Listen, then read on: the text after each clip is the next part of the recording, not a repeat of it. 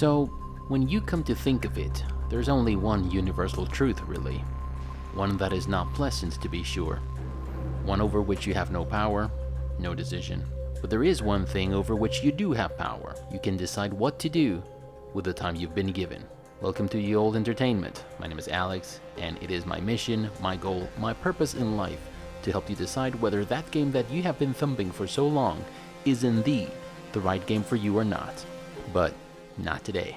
You know, I fancy myself quite the organized individual, one who adheres to an agenda and one who quickly comes back to said agenda should it be disrupted for whatever reason. And although I had something else in mind for you today, I just couldn't pass up the opportunity to share with you my thoughts and remarks on the unexpected journey of growth and discovery that my time spent playing the Outer Wilds turned out to be. See, if you ask people what the Godfather film is about, my guess would be that most would say it's a movie about the crime family, or it's a representation of the mafia from back in the day. Some would probably spit out its lengthy plot as an answer. Yeah, we all have that friend. If you've studied the social phenomena of deviation and mafia and organized crime, and these are two different things, as manifestations of said phenomena, you'd probably also be able to see The Godfather as a fairly accurate depiction of the process of how mafia eventually degenerated into organized crime, and you'd probably even be able to identify some key elements of said transition, like the presence of a strong estate in the United States of America that was most definitely absent in Sicily, or the fact that the first generation of American-born Sicilians never experienced the presence of an institution whose primary objective was to perform duties that had been completely neglected by a mostly absent state. See, the Godfather film is all these things, and more. In his autobiography titled A Man of Honor, renowned crime boss Joseph Bonanno took the time to remark upon the Godfather film. He said something along the lines of, "The Godfather is a film about a group of people with a strong sense of kinship trying to survive in a strange world." That was simple, powerful, and meaningful. See, the theme of a group of people with a strong sense of kinship trying to survive in a strange world could have been coded into any film, a sci-fi movie, a western, hell, even a superhero film. The Godfather is not about mafia, organized crime, or anything like that. Not really. It juggles topics and themes that we can all relate to, like love, friendship, respect for authority, empathy, and at the very top of it all sits the aforementioned strong sense of kinship and the lengths people would go to because of it. To an unsuspecting fool like myself, The Outer Wilds would seem like a space exploration game that blends complex physics and puzzle solving and serves it on a dish of cohesive, stylish, and tasteful art and gameplay. And well, I'd be doing this game a great disservice if I said it was only that. Neither the thumbnail nor the title of this video say anything about it being a recommendation or even a review. It's neither of these things, and I suspect I'll be avoiding making a review or recommendation video for this game for a long time. I'll leave that for those who get paid for it. Instead, I'll share with you what my journey with the Outer Wilds was like, and whatever cheap philosophy I conjure up as my conclusions and final thoughts. At its core, The Outer Wilds is unmistakably about the inevitability of death. Our planet has often been described as a lonely space traveling through the universe, and for a brief time, we've been its passengers. Your own body is also a spaceship. Your mind and soul are also temporary passengers, and the way in which this spaceship will be remembered depends on what you decide to do with the time you've been given. The Outer Wilds has no NPCs asking you to do anything. It does not impose upon you to do any task or mission. Whatever you choose to do in the Outer Wilds will be entirely up to you. Chances are, however, that you'll end up exploring the galaxy to learn what became of a civilization known in-game as the Nomai. Fitting, I would say. This has been the way of humanity for as long as we have been around. We fall into the footsteps of those who came before us, and we try to make our contribution to take things a tiny bit further. But what is the purpose of all this if we are going to die all the same? The Outer Wilds does not answer this question, but you'll be spending hours trying to survive getting spaced, stranded, buried, etc. There may also come a time in which you will ask yourself, why am I even doing all this? The game offers no leveling system, no upgrades for your ship or for your suit, and no fast travel posts or landmarks to be unlocked. There are seemingly no rewards for anything you do in the game. There is one though, a very valuable one, and that is knowledge. Every planet, every derelict ship, every moon holds knowledge in the form of recorded conversations and testimonies of the Nomai's work, their experiments, and the vows and perils they had to endure. Some even give insight as to the kind of people they were. they were not unlike humans, and the more you know, the more you realize how much there is left for you to know. And that's when you'll understand that your quest for knowledge is one that will never end. The journey that is life starts with small discoveries that lead to a broader view of an entire galaxy of things to know and learn, and at some point during that journey, you come to the realization that there is just not enough time for you to explore all of it. You'll have to choose. So the game's plot starts when a mysterious Nomai statue that has been recently discovered in one of your people's many space ventures disrupts the flow of time in the universe, causing a loop of time that ends with the sun turning into a red giant and blowing up in a devastating supernova explosion. Game-wise, this cycle is 22 minutes long. You have 22 minutes to do whatever it is you've set out to do. During that time, things change in all these planets, whether or not you decide to visit them. Yes, the galaxy does not revolve around you. It does not care about your plans or your decisions. I reckon this is yet one of the many themes this game juggles with, but that's neither here nor there. The Bitter Hollow, for example, is a planet that progressively falls apart as meteor showers constantly shatter its surface and core, giving you precious little time to explore its many locations.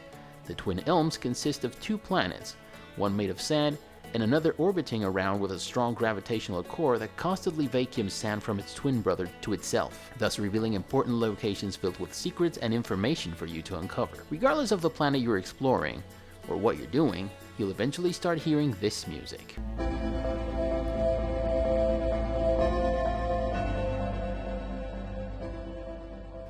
And after a few cycles, you'll come to understand that that little tune heralds the end of everything, yourself included.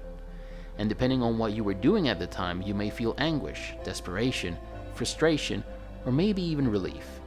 There were times in which I said, "No, damn it, no, I need more time, I am so close." And others in which I put down my controller and contemplated the beauty of my final moments, thinking to myself, this was a good cycle. It makes you wonder, what will our last moments in life be like? Will we go out feeling we could have used a couple more years to get some unfinished business done? Or will we look back upon our lives and say, this was a good life? But see, there are seemingly insignificant details packed with meaning in this game.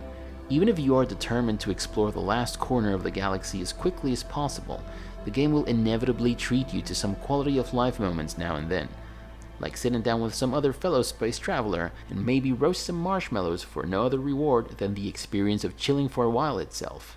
And chances are, you'll take this experience from time to time. Most especially if you're already hearing this music. After all, if this is your last minute alive, why not chill? Thankfully, these cycles are not only there as a metaphor of the inevitability of death, but cleverly enough, also as a metaphor of something way more kind and gentle, the fact that there will always be another day. They say every day you learn something new, but even if you feel you didn't learn anything and your cycle was a complete waste, you will always have the next. And they all start with you staring at that big green giant of hope.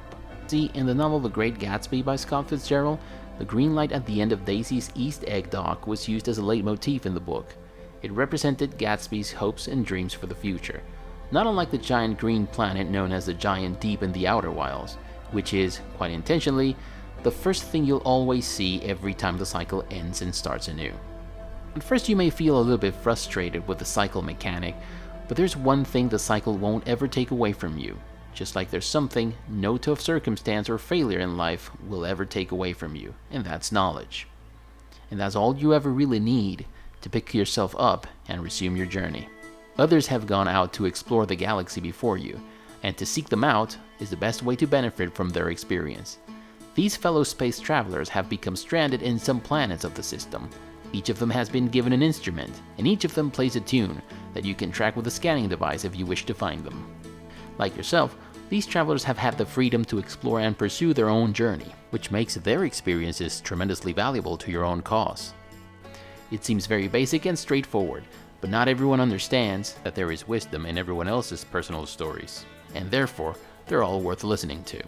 Gabriel's, for example, turned my plan on its ear when he made me realize, through the simplest of dialogues, that these cycles were not merely a game mechanic to reset the planets to their original state, but something that affected the lives of those around me without them even noticing. This revelation might have been shocking to me, but Gabriel didn't bat an eye while he was talking about it. he lazily continued to swing in his hammock while playing his little tune with his flute. But it was this conversation with Gavros that gave me purpose. I was now interested in learning about the cycle, its causes, its relation to the Nomai, if there was any, and finding the means to stop it if possible. No one else I talked to about this seemed to be aware that the solar system had become trapped in this cycle of time. Some even mocked me for bringing it up. To solve a problem, you must first know there is a problem. This is one aspect of the pursuit of truth and the gathering of knowledge that we always take for granted. With brutal simplicity, the Outer Wilds opened my eyes to this as few other games had done before. As its yet to be solved mysteries breathed life into the notion that maybe the truth would set me and everyone else I care about free. But the truth lies at the end of a road that's paved with knowledge, and one that you're likely never going to get to the end of, because your time is limited and you have to choose. Another of your fellow travelers is Feldspar. Feldspar is one of the most notorious explorers of your people. He has become stranded in the darkest and scariest place in the galaxy. Anyways, your conversation with Feldspar also reveals very valuable information for your journey. At this point, you may choose to immediately go out to another planet to try and use what you have learned from Feldspar, or you may choose to help him out, in a matter of speaking. During the time you're given, you're often faced with a choice of helping someone without any prospect of obtaining a tangible reward for it, or you may use that time to pursue your own goals and missions. Well, if you decide to help Feldspar, and you go back to your planet and tell Hornfels about it, he says, "You can hardly imagine how profoundly happy I am to hear that they're alive and unharmed." In a galaxy where there's precious little in the way of recognition or reward, this simple display of gratitude and happiness felt like the greatest reward in the world. So much so that it made me ponder. When the time comes to say goodbye, will I go back to this moment? Will I have fond memories of it? And if so, should I perhaps find the time to help out some of my other fellow travelers? So eventually I figured out that the Nomai were trying to reach something they called the Eye of the Universe. I retraced all their steps, read about everything they did right and wrong. I found out that they were also seeking to find a way to save themselves from the supernova. So I reckoned it was time to also retrace their final steps to reach the Eye of the Universe, hoping their same fate wouldn't befall me. So I grabbed the only object that you need to grab in this game and took it with me. And this music started.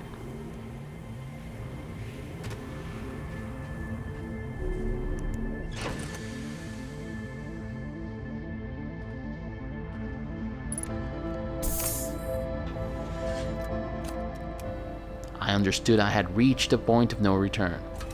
I traveled to the deepest corner of the outmost planet. And what will you know? I found a way to get into the Eye of the Universe. And from its strange, cold nothingness, I watched everything and everyone I had known be consumed by the supernova. Like so many times before, only this time, I was only a witness. So, I found myself, along with my memories of the world and the people I used to know, in the middle of a forest of all things. And what do you know? There was a campfire, and all my friends were gathered around it. They had all perished in the explosion. They were gone, except they were not gone from my memories, where they had left their everlasting imprint thanks to their stories, their advice, and their tunes. They were all ready to play their instruments one last time, only this time they would play them together. As they started to play their favorite tunes once again, I came to the realization that they were all playing the same song. It had been the same tune all along. And see, no matter how far apart they had all been in life, and how different their tunes might have sounded, they were in it together, as we all are in this world playing our own tunes, which are in turn part of one unique song we play together. So the melody coming out of my friend's instruments started materializing and taking the form of one big sphere above the fire. A sphere of galaxies within galaxies, a new universe. I contemplated the sphere and thought, well, what else is there to do with the time we've been given in the universe but to play a tune together with our fellow space travelers to build a better world for future generations. And that's all I have for today. If you liked the video, give it a thumbs up. If you didn't, thanks for watching all the way here. If you like what we do in this channel, please subscribe and hit the notification button down below. And remember, never stop gaming, but don't let gaming stop you from playing your tune, together with your fellow space travelers. Bye everyone.